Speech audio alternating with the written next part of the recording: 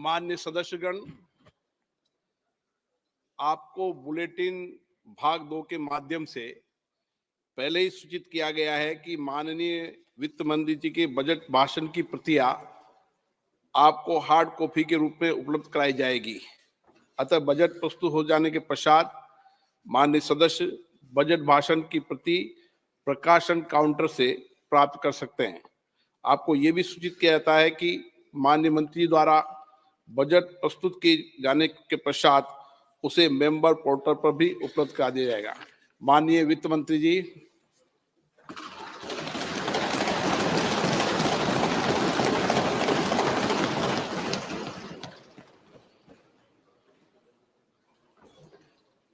Honorable Speaker, I present the interim budget for 24-25.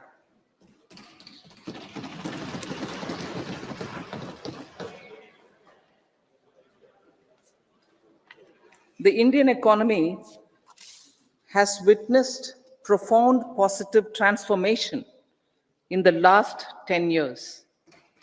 The people of India are looking ahead to the future with hope and optimism. With the blessings of the people, when our government, under the visionary and dynamic leadership of Honorable Prime Minister Shri Narendra Modi, assumed office in 2014, the country was facing enormous challenges. With Sabka Saath, Sabka Vikas as its mantra, the government overcame those challenges in right earnest. Structural reforms were undertaken. Pro-people programs were formulated and implemented promptly. Conditions were created for more opportunities for employment and entrepreneurship. The economy got a new vigor. The fruits of development started reaching the people at scale. The country got a new sense of purpose and hope. Naturally, the people blessed the government with a bigger mandate.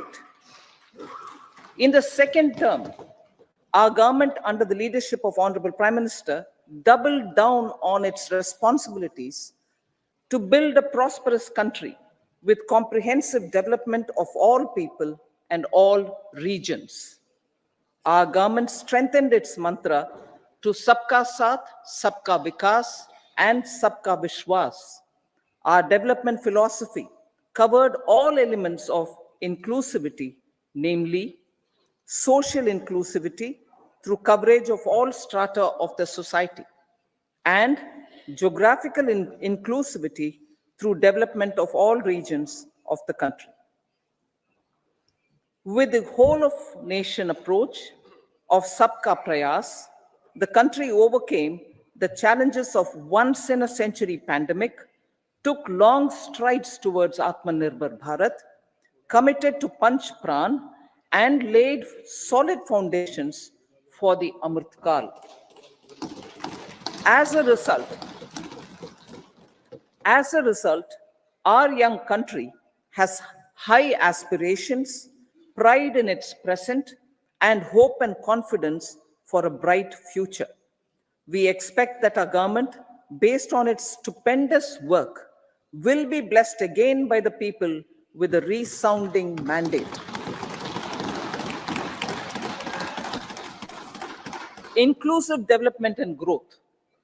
Our humane and inclusive approach to development is a marked and deliberate departure from the earlier approach of provisioning up to village level. Development programs were thus provisioned.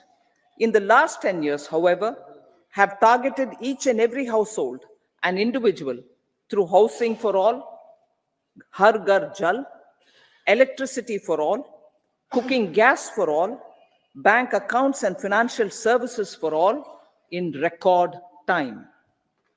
The worries about food have been eliminated through free ration for 80 crore people. Minimum support prices for the produce of Annadata are periodically increased appropriately. These and the provision of basic necessities have enhanced real income in the rural areas. Their economic needs could be addressed, thus spurring growth and generating jobs. Social justice. Our government is working with an approach to development that is all round, all pervasive, and all inclusive. Sarvangin, Sarvasparshi, or Sarvasamaveshi. It covers all castes and people at all levels. We are working to make India a Vikasit Bharat by 2047.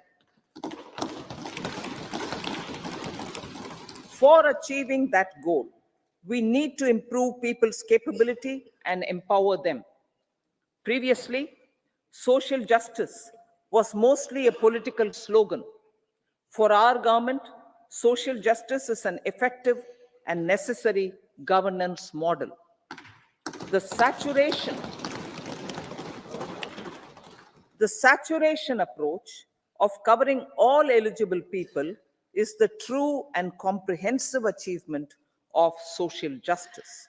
This is secularism in action, reduces corruption, and prevents nepotism, prevents Bhai Bhatijawad. There is transparency and assurance that benefits are delivered to all eligible people. The resources are distributed fairly. All, regardless of their social standing, get access to opportunities. We are addressing systemic inequalities that had plagued our society. We focus on outcomes and not on outlays so that the social economic transformation is achieved. As our Prime Minister firmly believes, we need to focus on 4 major castes. They are Garib, Mahilaye, Yuva, and Annadata. Their needs, their aspirations, and their welfare are our highest priority. The country progresses when they progress. All 4 require and receive government support in their quest to better their lives. Their empowerment and well-being will drive the country forward. Garib Kalyan, Desh Ka Kalyan. We believe in empowering the poor. The earlier approach of tackling poverty through entitlements had resulted in very modest outcomes. When the poor became empowered partners in the development process, government's power to assist them also increases manifold. With the pursuit of Sabka Saath, in these 10 years, the government has assisted 25 crore people to get freedom from multi-dimensional poverty. Our government's efforts are now getting synergized with energy and passion of such empowered people. This is truly elevating them from poverty. Direct benefit transfer of 34 lakh crore rupees from the government using PM Jan Dhan accounts has led to savings of 2.7 lakh crores of rupees for the government. This savings has been realized through avoidance of leakages prevalent earlier.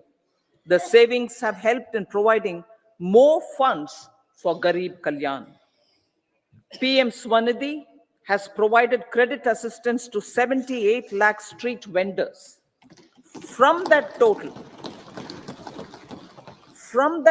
of 78 lakh street vendors, 2.3 lakh have received credit for the 3rd time. PM Janman Yojana reaches out to the particularly vulnerable tribal groups who have remained outside the realm of development so far. PM Vishwakarma Yojana provides end-to-end support to artisans and craftspeople engaged in 18 trades.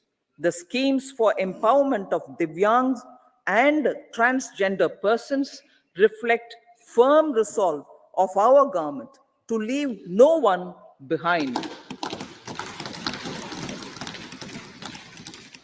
Welfare of Annadata. Farmers are our Annadata. Every year under PM Kisan Samman Yojana, direct financial assistance is provided to 11.8 crore farmers, including marginal and small farmers. Crop insurance is given to 4 crore farmers under PM Fasal Bima Yojana. These, besides several other programs, are assisting Annadata in producing food for the country and for the world. Electronic National Agricultural Market has integrated 1,361 mandis and is providing services to 1.8 crore farmers with trading volume of 3 lakh crores of rupees. The sector is poised for inclusive, balanced, higher growth and productivity. These are facilitated from farmer-centric policies, income support, coverage of risks through price and insurance support, promotion of technologies and innovations through startups. Empowering the Amrit PD, the Yuva. Our prosperity depends on adequately equipping and empowering the youth. The National Education Policy 2020 is ushering the transformational reforms. PM Schools for Rising India, PM Shri, are delivering quality teaching and nurturing holistic and well-rounded individuals. The Skill India mission has trained 1.4 crore youth, upskilled and reskilled 54 lakh youth, and established 3,000 new ITIs. A large number of institutions of higher learning, namely 7 IITs, 16 triple ITs, 7 IIMs, 15 AIMS, and 390 universities have been set up. PM Mudra Yojana has sanctioned 43 crore loans aggregating to 22.5 lakh crores of rupees for entrepreneurial aspirations of our youth.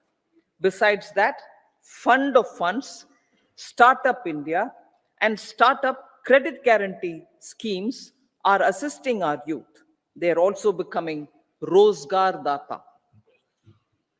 The country is proud of our youth scaling new heights in sports. The highest ever medal tally in Asian Games and Asian Para Games in 2023 reflects a high confidence level.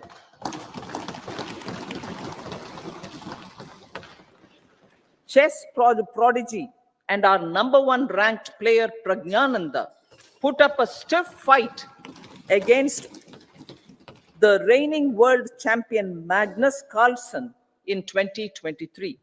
Today, India has over 80 chess grandmasters compared to little over 20 in 2010. Momentum for Nari Shakti. The empowerment of women through entrepreneurship, ease of living, and dignity for them has gained momentum in these 10 years. 30 crore Mudra Yojana loans have been given to women entrepreneurs. Female enrollment in higher education has gone up by 28% in 10 years. In STEM courses, girls and women constitute 43% of enrollment, one of the highest in the world. All these measures are getting reflected in the increasing participation of women in workforce. Making triple talaq illegal, reservation of 1/3 seats for women in the Lok Sabha and state assemblies, and giving over 70% houses under PM Awas Yojana in rural areas to women, and giving over 70% houses under PM Awas Yojana in rural areas to women as sole or joint owners have enhanced their dignity. Exemplary track record of governance, development, and performance. Besides delivering on high growth in terms of gross domestic product, the government is equally focused on a more comprehensive GDP, that is, governance, development, and performance. Our government has provided transparent, accountable, people-centric, and prompt, trust-based administration with citizen first and minimum government, maximum governance approach. The impact of all-round development is discernible in all sectors. There is macroeconomic stability, including in the external sector. Investments are robust. The economy is doing well. People are living better and earning better with even greater aspirations for future. Average real income of the people has increased by 50%. Inflation is moderate. People are getting empowered, equipped, and enabled to pursue their aspirations. There is effective and timely delivery of programs and of large projects. Economic management. The multi-pronged economic management over the past 10 years has complemented people-centric, inclusive development. Following are some of the major elements.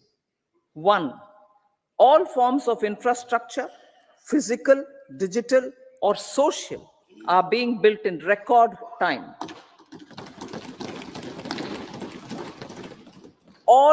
Number 2, all parts of the country are becoming active participants in economic growth. Number 3, digital public infrastructure, a new factor of production as if in the 21st century, is instrumental in formalization of the economy. Number 4, goods and services tax has enabled one nation, one market, one tax. Tax reforms have led to deepening and widening of tax base. Number 5, strengthening of the financial sector has helped in making savings, credit, and investments more efficient. Number 6, GIFT, IFSC, and the Unified Regulatory Authority, IFSCA, are creating a robust gateway for global capital and financial services for the economy. Number 7, proactive inflation management has helped keep inflation within the policy band. Now, the global context, Honorable Speaker, sir. Geopolitically, global affairs are becoming more complex and challenging with wars and conflicts. Globalization is being redefined with reshoring and friendshoring, disruption and fragmentation of supply chains, and competition for critical minerals and technologies. A new world order is emerging after the COVID pandemic. India assumed the G20 presidency during very difficult times for the world. The global economy was going through high inflation, high interest rates, low growth, very high public debt, low trade growth, and climate changes. The pandemic has led to a crisis of food, fertilizer, fuel, and finances for the world, while India successfully navigated its way. The country showed the way forward and built consensus on solutions to global problems. The recently announced India, Middle East, Europe economic corridor is a strategic and economic game changer for India and others. In the words of Honorable Prime Minister, the corridor, and I quote, will become the basis of world trade for hundreds of years to come, and history will remember that this corridor was initiated on Indian soil, unquote. Vision for Vikasit Bharat. Our vision for Vikasit Bharat is that of prosperous Bharat in harmony with nature, with modern infrastructure, and providing opportunities for all citizens and all regions to reach their potential. With confidence arising from strong and exemplary track record of performance and progress, earning Sabka Vishwas, the next 5 years will be years of unprecedented development and golden moments to realize the dream of developed India by 2047. The trinity of demography, democracy, and diversity, backed by Sabka Prayas, has the potential to fulfill aspirations of every Indian. As Honorable Prime Minister in his Independence Day address to the nation mentioned, I quote, "There is no dearth of opportunities. As many opportunities as we want. The country is capable of creating more opportunities. Sky is the limit."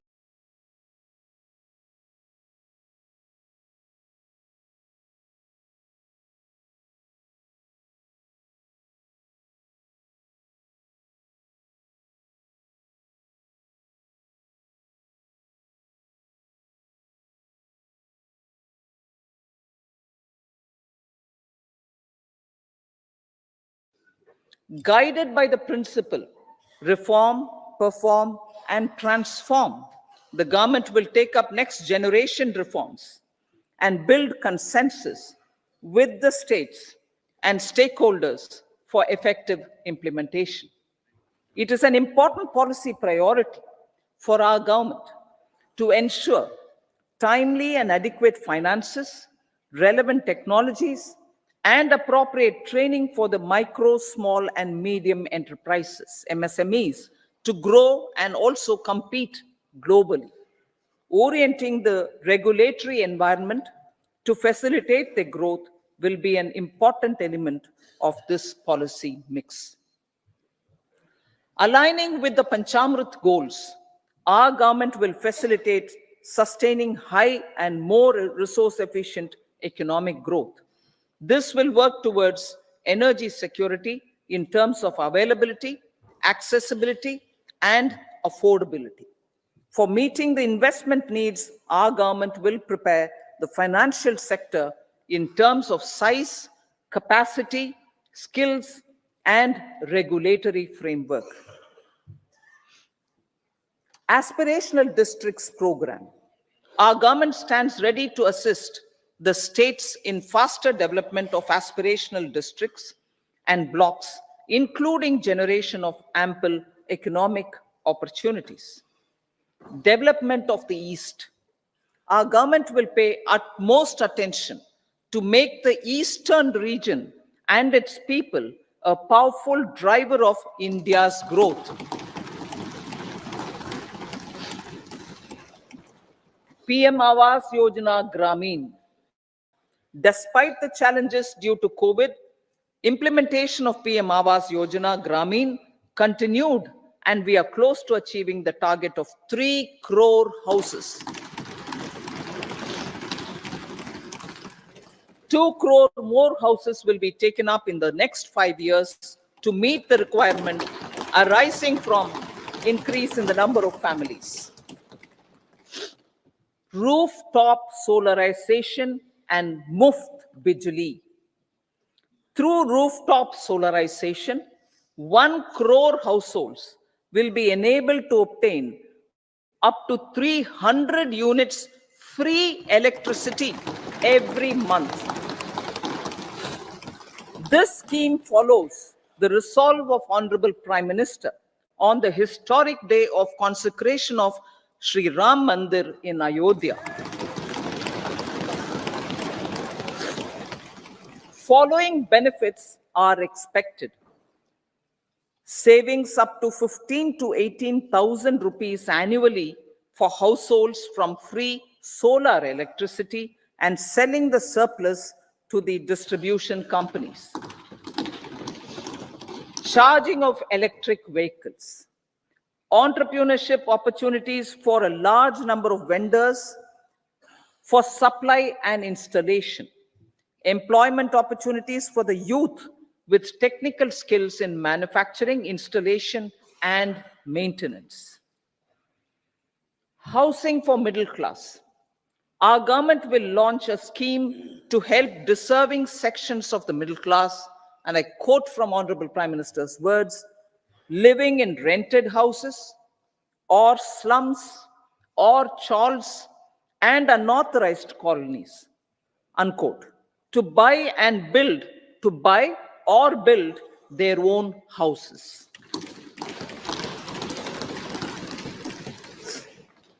Medical colleges. Several youth are ambitious to get qualified as doctors. They aim to serve our people through improved healthcare services. Our government plans to set up more medical colleges by utilizing the existing hospital infrastructure under various departments. A committee for this purpose will be set up to examine the issues and make relevant recommendations. Cervical cancer vaccination. Our government will encourage vaccination for girls in the age group of 9 to 14 years for prevention of cervical cancer. Maternal and child health care. Various schemes for maternal and child care will be brought under one comprehensive program for synergy in implementation. Upgradation of Anganwadi centers under Saksham Anganwadi and Poshan 2.0 will be expedited for improved nutrition delivery, early childhood care, and development. The newly designed U-Win platform for managing immunization and intensified efforts of Mission Indradhanush will be rolled out expeditiously throughout the country. Ayushman Bharat. Healthcare cover under Ayushman Bharat scheme will be extended to all ASHA workers, to all Anganwadi workers and helpers. Agriculture and food processing. The efforts of value addition in agriculture sector and boosting farmers' incomes will be stepped up. Pradhan Mantri Kisan Sampada Yojana has benefited 38 lakh farmers and generated 10 lakh employment. Pradhan Mantri Formalization of Micro Food Processing Enterprises Yojana has assisted 2.4 lakh SHGs and 60,000 individuals with credit linkages. Other schemes are complementing the efforts for reducing post-harvest losses and improving productivity and incomes. For ensuring faster growth of the sector, our government will further promote private and public investment in post-harvest activities, including aggregation, modern storage, efficient supply chains, primary and secondary processing and marketing and branding. Nano DAP. After the successful adoption of nano urea, application of nano DAP on various crops will be expanded in all agroclimatic zones. Atmanirbhar Oil Seeds Abhiyan. Building on the initiative announced in 2022, a strategy will be formulated to achieve Atmanirbharta for oil seeds such as mustard, groundnut, sesame, soya bean, and sunflower. This will cover research for high-yielding varieties, widespread adoption of modern farming techniques, market linkages, procurement, value addition, and crop insurance. Dairy development. A comprehensive program for supporting dairy farmers will be formulated.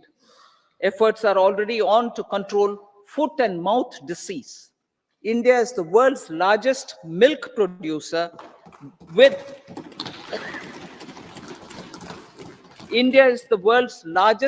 milk producer, but with low productivity of milch animals.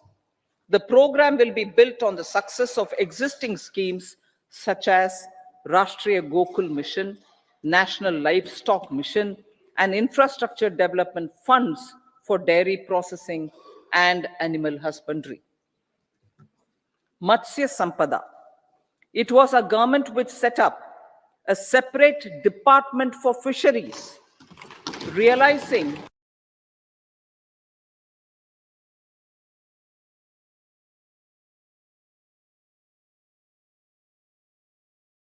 a separate department for fisheries, realizing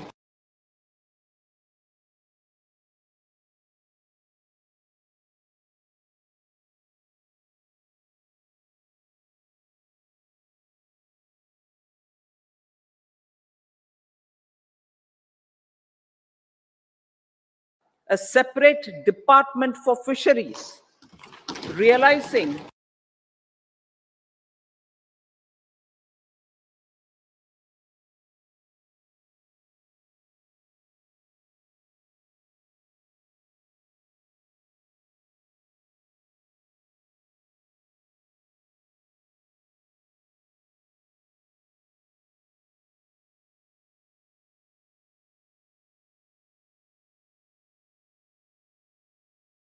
a separate department for fisheries, realizing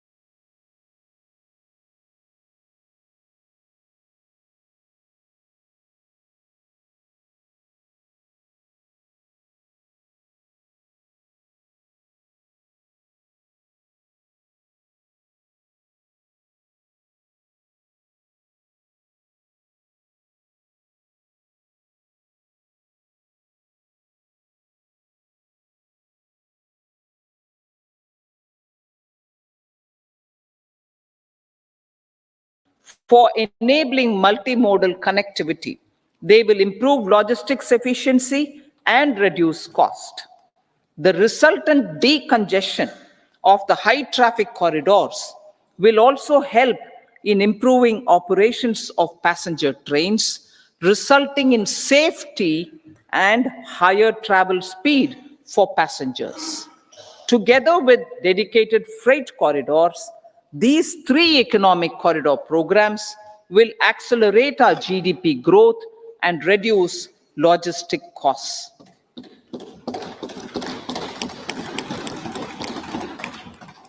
40,000 normal rail bogies will be converted to Vande Bharat standards to enhance safety, convenience, and comfort of passengers. Aviation sector. The aviation sector has been galvanized in the past 10 years. Number of airports have doubled to 149. Rollout of air connectivity to Tier 2 and Tier 3 cities under UDAN scheme has been widespread. 517 new routes are carrying 1.3 crore passengers. Indian carriers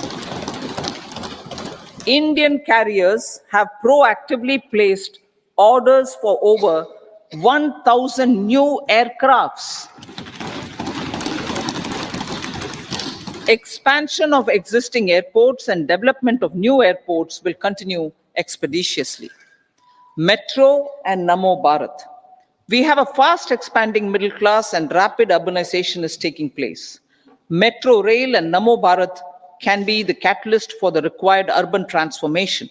Expansion of these systems will be supported in large cities, focusing on transit-oriented development. Green energy. Towards meeting our commitment for net zero by 2070, the following measures will be taken. Viability gap funding will be provided for harnessing offshore wind energy, potential for initial capacity of 1 gigawatt. Coal gasification and liquefaction capacity of 100 metric tons will be set up by 2030. This will also help in reducing imports of natural gas, methanol, and ammonia. Phased mandatory blending of compressed biogas in compressed natural gas for transport and piped natural gas for domestic purposes will be mandated. Financial assistance will be provided for procurement of biomass aggregation machinery to support collection. Electric vehicle ecosystem. Our government will expand this and strengthen the e-vehicle ecosystem by supporting manufacturing and charging infrastructure. Greater adoption of e-buses for public transport networks will be encouraged through payment security mechanism. Biomanufacturing and biofoundry. For promoting green growth, a new scheme of biomanufacturing and biofoundry will be launched. This will provide environment-friendly alternatives such as biodegradable polymers, bioplastics, biopharmaceuticals, and bioagri inputs. This scheme will also help in transforming today's consumptive manufacturing paradigm to the one based on regenerative principles. Blue Economy 2.0. For promoting climate resilient activities for Blue Economy 2.0, a scheme for restoration and adaptation measures and coastal aquaculture and mariculture with integrated and multi-sectoral approach will be launched. Comprehensive development of tourist centers. The success of organizing G20 meetings in 60 places presented diversity of India to global audience. Our economic strength has made the country an attractive destination for business and conference tourism. Our middle class also now aspires to travel and explore. Tourism, including spiritual tourism, has tremendous opportunities for local entrepreneurship. States will be encouraged to take up comprehensive development of iconic tourist centers, branding and marketing them at global scale. A framework for rating of the centers based on quality of facilities and services will be established. Long-term interest-free loans will be provided to states for financing such development on matching basis. To address the emerging fervor for domestic tourism, Honorable Speaker, sir, projects for port connectivity, tourism infrastructure, and amenities will be taken up on our islands, including Lakshadweep. This will help in generating employment also. Promoting investments. The FDI inflow during 2014 to 23 was $596 billion US, marking a golden era. That is twice the inflow during 2005 to 14. For encouraging sustained foreign investment, we are negotiating bilateral investment treaties with our foreign partners in the spirit of First Develop India. FDI is First Develop India. Reforms in the states for Vikasit Bharat. Many growth and development enabling reforms are needed in the states for realizing the vision of Vikasit Bharat. A provision of 75,000 crore rupees as 50-year interest-free loan is proposed this year to support those milestone-linked reforms by the state governments.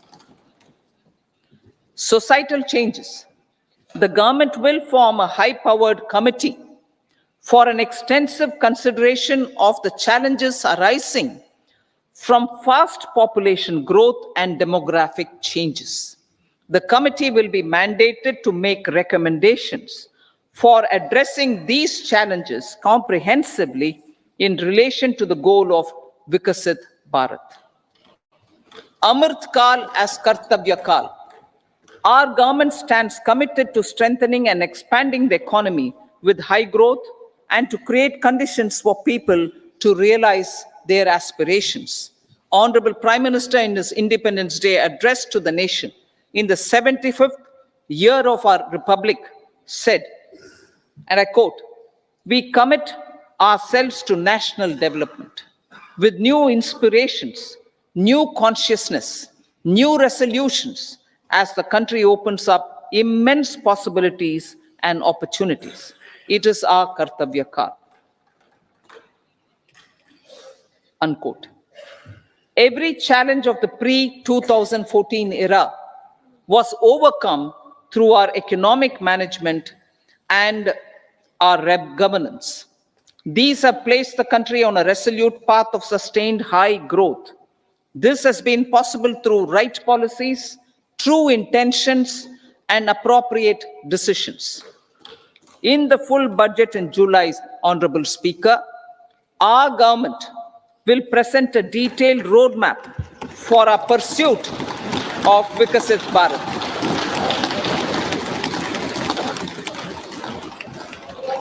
Revised estimates. Revised estimates of 2023-24. The revised estimate of the total receipts other than borrowings is 27.56 lakh crores of rupees, of which the tax receipts are 23.24 lakh crore rupees. The revised estimate of total expenditure is 44.90 lakh crore rupees. The revenue receipts at 30.3 30.03 lakh crore rupees are expected to be higher than the budget estimate, reflecting strong growth momentum and formalization in the economy. The revised estimate of the fiscal deficit is 5.8% of GDP, improving on the budget estimate, notwithstanding moderation in the nominal growth estimates. Budget estimates for 2024-25. Coming to the year 2024-25, the total receipts other than borrowings and total expenditure are estimated at 30.80 and 47.66 lakh crore rupees respectively. The tax receipts are estimated at 26.02 lakh crore rupees. The scheme of 50-year interest-free loan for capital expenditure to states will be continued this year with an outlay of 1.3 lakh crore rupees. We continue on the path of fiscal consolidation, as announced in my budget speech of 2021-22, to reduce fiscal deficit below 4.5% by 25-26. The fiscal deficit in 2024-25 is estimated to be 5.1% of GDP, adhering to that path. So the gross and net market borrowings through dated securities during 24-25 are estimated at 14.13 lakh crore rupees and 11.75 lakh crore respectively. Both will be less than that in 23-24. Now that the private investments are happening at scale, the lower borrowings by the central government will facilitate larger availability of credit for the private sector. Vote on account. I'll be seeking vote on account approval of the Parliament through the appropriation bill for a part of the financial year 2024-25. I will now move to part B. Honorable Speaker, sir, over the last 10 years, the direct tax collections have more than trebled and the return filers swelled 2.4 times. I would like to assure the taxpayers that their contributions have been used wisely for the development of the country and welfare of its people. I appreciate the taxpayers for their continued support. The government has reduced and rationalized tax rates. Under the new tax scheme, there is now no tax liability for taxpayers with income up to 7 lakh rupees, up from 2.2 lakh rupees in the financial year 2013-14. The threshold for presumptive taxation for retail businesses was increased from 2 crores to 3 crores. Similarly, the threshold for professionals eligible for presumptive taxation was increased from 50 lakh rupees to 75 lakh rupees. Also, corporate tax rate was decreased from 30% to 22% for existing domestic companies and to 15% for certain new manufacturing companies. Honorable Speaker, sir, in the last 5 years, our focus has been to improve taxpayer services. The age-old jurisdiction-based assessment system was transformed with the introduction of faceless assessment and appeal, thereby imparting greater efficiency, transparency, and accountability. Introduction of updated income tax returns, a new Form 26AS, and pre-filling of tax returns have made filing of tax returns simpler and easier. Average processing time of returns has been reduced from 93 days in the year 2013-14 to a mere 10 days this year, thereby making refunds faster. Indirect taxation. By unifying the highly fragmented indirect tax regime in India, The GST has reduced the compliance burden on trade and industry. The industry has acknowledged the benefits of GST. According to a recent survey conducted by a leading consulting firm, 94% of industry leaders view the transition to GST as largely positive. According to 80% of the respondents, it has led to supply chain optimization, as elimination of tax arbitrage and octroi has resulted in disbanding of checkposts at the state and city boundaries. At the same time, tax base of GST more than doubled, and the average monthly gross GST collection has almost doubled to 1.66 lakh crores this year. States too have benefited. States' SGST revenue, including compensation released to states in the post-GST period of 2017-18 to 2022-23, has achieved a buoyancy of 1.22. In contrast, the tax buoyancy of state revenues from subsumed taxes in the pre-GST four-year period of 2012-13 to 2015-16 was a mere 0.72. The biggest beneficiaries are consumers, as reduction in logistic cost and taxes have brought down prices of most goods and services. We have taken a number of steps in customs to facilitate international trade. As a result, the import release time declined by 47% to 71 hours at inland container depots, by 28% to 44 hours at air cargo complexes, and by 27% to 85 hours at seaports over the last 4 years since 2019, when the national time release studies were first started. Tax proposals. As for tax proposals, in keeping with the convention, I do not propose to make any changes relating to taxation and propose to retain the same tax rates for direct and indirect taxes, including import duties. However, certain tax benefits to startups and investments made by sovereign wealth or pension funds, as also tax exemption on certain income of some IFSC units, are expiring on 31/3/2024. To provide continuity in taxation, I propose to extend the date to 31/3/2025. Moreover, in line with the government's vision to improve ease of living and ease of doing business, I wish to make an announcement to improve taxpayer services. There are a large number of petty, non-verified, non-reconciled, or disputed direct tax demands,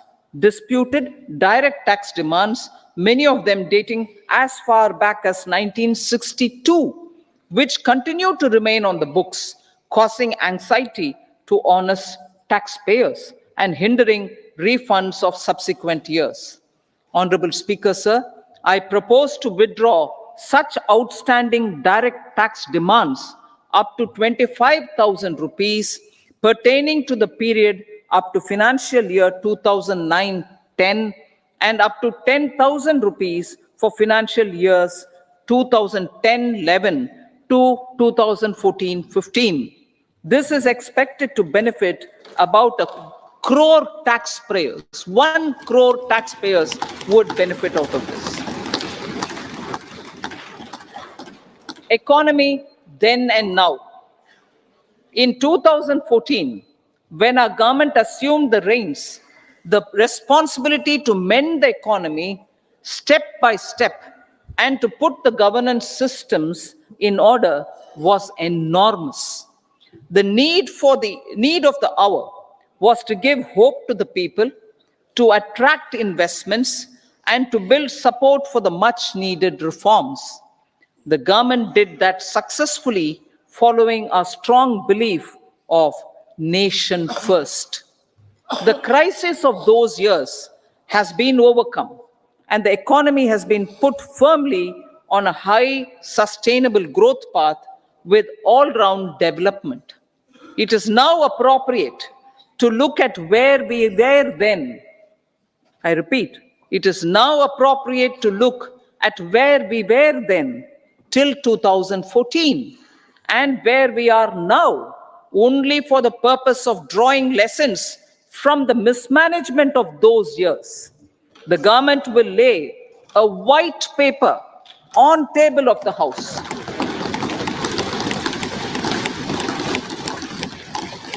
The exemplary track record of governance, development, and performance, effective delivery, and Jan Kalyan has given the government trust, confidence, and blessings of the people to realize whatever it takes.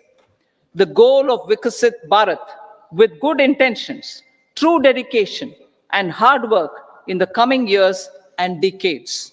With this, Honorable Speaker, I commend the interim budget to this august House. Jai Hind.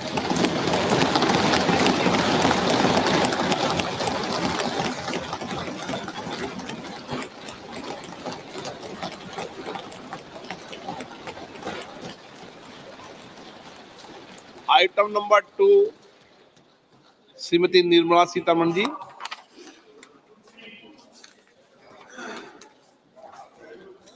So, with your permission, I rise to lay on the table the following statements under Section 3(1) of the Fiscal Responsibility and Budget Management Act 2003, Medium-Term Fiscal Policy cum Fiscal Policy Strategy Statement, and Macroeconomic Framework Statement. Item number 3,